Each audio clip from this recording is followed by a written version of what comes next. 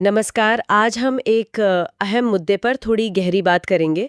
लोकतंत्र की स्थिति जो थोड़ी नाजुक लगती है, और ख़ास तौर पे हम भारत और अमेरिका के तजुर्बों को देखेंगे। हमारे पास एक लेख है, लोकतंत्र का पतन, भारत और अमेरिका की सबक, उसके कुछ हिस्सों पर गौर करेंगे। बिल्कुल। और देखिए, अमेरिका ने हाल ही में अपना स्वतंत्रता दिवस मनाया है, जो एक तरह से कानून के शासन, रूल ऑफ लॉ की याद दिलाता है। हाँ, लेकिन जैसा आपने कहा, कुछ चिंताएं भी हैं। जैसे जज जे माइकल लूटिंग है, वो चेतावनी दे रहे हैं कि भाई, लोकतंत्र कोई अपने आप चलने वाली चीज नहीं है। सही कहा। इसे लगातार बचाना पड़ता है, और खासकर उनका इशारा है अंदरूनी खतरों से। अंदरूनी खतरों से मतलब क्या लोकतांत्रिक संस्थाएं, जो सिस्टम है, वो भीतर से ही, अंदर से ही कमजोर हो सकता है? यही यही तो सबसे बड़ा सवाल है। और इस मामले में भारत का जो 1975 का आपातकाल था, इमरजेंसी, वो एक बहुत बहुत गंभीर उदाहरण है। हाँ, इमरजेंसी 25 जून 1975, जब प्रधानमंत्री इंदिरा गांधी ने इसकी घोषणा की थी। जी। और उसके नतीजे वो तो खैर भयानक थे। नागरिक आज़ादियां खत्म कर दी गईं, प्रेस पर सेंसरशिप लग गई, 1 लाख से ज्यादा लोग गिरफ्तार हुए, संसद, अदालतें सब एक तरह से बेमानी हो गई। और सबसे अजीब बात शायद ये थी कि ये सब किसी बाहरी हमले से नहीं हुआ। नहीं, बिल्कुल नहीं। ये संविधान के ही एक आर्टिकल अनुच्छेद 352 का इस्तेमाल करके किया गया। और क्यों? क्योंकि एक अदालत ने इंदिरा गांधी को चुनावी धांधली का दोषी पाया था। ओह, मतलब संविधान का ही इस्तेमाल सिस्टम को ही कमजोर करने के लिए। ये तो फिर संस्थाओं की पूरी नाकामी हुई ना। बिल्कुल। और यही यही असली त्रासदी थी।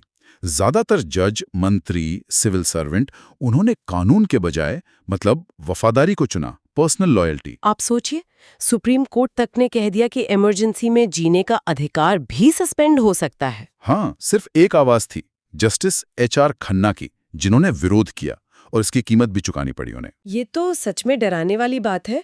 क्या पहले किसी ने मतलब इस खतरे को देखा नहीं था संविधान बनाते वक्त? देखा था, यही तो विडंबना है। संविधान सभा में ही 1949 में HV कामथ नाम के एक सदस्य थे। उन्होंने साफ साफ चेतावनी दी थी इन इमरजेंसी प्रावधानों को लेकर। उन्होंने इसकी तुलना जर्मनी के वायमार संविधान से की थी, जिसका इस्तेमाल हिटलर ने किया था। अच्छा, उन्होंने क्या कहा था? उन्होंने कहा था कि बिना मजबूत चेक और बैलेंस के ये प्रावधान खतरनाक साबित हो सकते हैं, पर उनकी बात ज्यादा सुनी नहीं गई। और फिर 26 साल बाद उनका डर सच हो गया। मीसा कानून का दुरुपयोग, संजय गांधी की वो पैरेलल सरकार। हाँ, जबरन नसबंदी, झुग्गियां गिराना, सब कुछ हुआ। और तकनीकी रूप से देखें तो कानून के दायरे में, पर लोकतंत्र की आत्मा के बिल्कुल खिलाफ। तो फिर ये दौर खत्म कैसे हुआ, और क्या इससे कुछ सीखा गया? कोई स्थायी बदलाव आया? 1977 में इंदिरा गांधी ने चुनाव कराए, और वो हार गईं। जो नई सरकार आई, उसने 44th संशोधन पास किया। कोशिश की गई कि इमरजेंसी लगाने की ताकत को कुछ सीमित किया जाए। लेकिन जो संस्थाओं को नुकसान हुआ था, और वो सोच के बस संविधान का होना ही काफी है, वो कहीं ना कहीं रह गई। वो घाव शायद भरे नहीं पूरी तरह। अच्छा, अब लेख में अमेरिका से भी कुछ मिलती जुलती बातें कही गई हैं। हाँ। ये थोड़ा चिंताजनक है। हाँ, लेख का तर्क ये है कि देखिए, भले ही डोनाल्ड ट्रंप ने औपचारिक रूप से इमरजेंसी ना लगाई हो, लेकिन अगर किसी नेता के पास कांग्रेस और सुप्रीम कोर्ट दोनों में बहुमत हो, तो वो संस्थाओं का इस्तेमाल अपने एजेंडा के लिए कर सकता है। जैसे किस तरह के इस्तेमाल की बात हो रही है?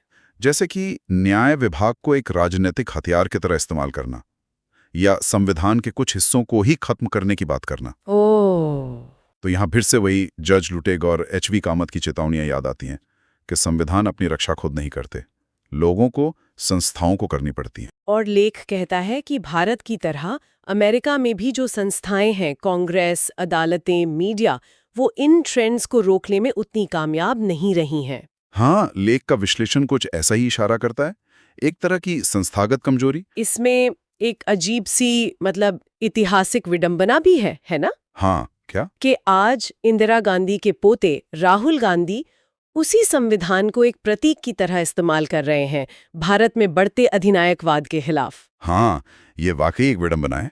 वही संविधान जिसे लेख के अनुसार उनकी दादी ने अपने फायदे के लिए इस्तेमाल किया था। ये दिखाता है कि वक्त कैसे बदलता है, और कैसे प्रतीक और संस्थाओं के मायने भी बदल सकते हैं। ये इस पर निर्भर करता है कि कौन और कैसे उनका इस्तेमाल कर रहा है। तो इस पूरी बातचीत से हमारे सुनने वालों के लिए क्या मुख्य सबक या टेकअवे निकलते हैं? देखिए, सबसे बड़ा सबक तो शायद यही है कि लोकतंत्र कोई ऐसी चीज नहीं है जो एक बार मिल गई और बस हो गया। हर पीढ़ी को इसे दोबारा हासिल करना पड़ता है, इसे बचाना पड़ता है। मतलब ये एक लगातार चलने वाला काम है। बिल्कुल। संविधान सिर्फ एक किताब नहीं है, वो एक जिम्मेदारी है जिसे निभाना पड़ता है।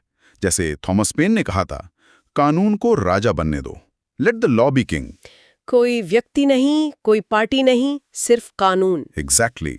तो इसका मतलब ये हुआ कि भारत हो या अमेरिका, दोनों आज भले ही लोकतंत्र कहलाते हों, पर उनका भविष्य इस बात पर निर्भर करेगा कि वहाँ के लोग और संस्थाएं उन नेताओं का सामना कैसे करते हैं जो खुद को कानून से ऊपर समझने लगते हैं। बिल्कुल सही कहा। एक रिपब्लिक और एक मोनार्की, एक गणराज्य और एक राजतंत्र में फर्क ही जवाबदेही का है। जब शासक कानून तोड़ता है तो वो पूरे सिस्टम का इम्तिहान होता है। लेख के मुताबिक भारत 1975 में इस इम्तिहान में फेल हुआ था। तो यहाँ सोचने वाली बात ये रह जाती है, क्या हम आज कानून की हिफाजत अपने ताज की तरह करेंगे? क्योंकि अगर हम नहीं करेंगे तो कोई और उस ताज को पहनने के लिए हमेशा तैयार खड़ा मिलेगा।